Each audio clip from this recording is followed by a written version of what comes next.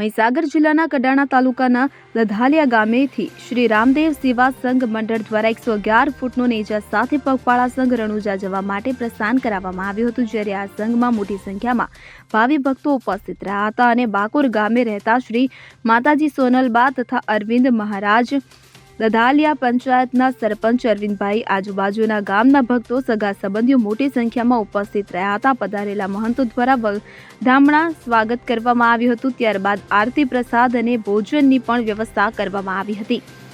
ત્યારે સમગ્ર વાતાવરણ ભક્તિમય બન્યું હતું અને આમાં આનંદ ઉલ્લાસ તેમજ રંગેચંગે લધાલિયા મુકામેથી રણુજા જવા માટે સંઘ રવાના થયો હતો. સંદીપ દેવાસરી સાથે સેન 24 ન્યૂઝ, મહીસાગર. હવે જુઓ દેશ દુનિયાની તમામ ખબરો તમારી આંગળીના ટેરવે. ઉઠાવો મોબાઈલ અને Google Play Store પરથી ડાઉનલોડ કરો અમારી CN24 ન્યૂઝ મોબાઈલ એપ.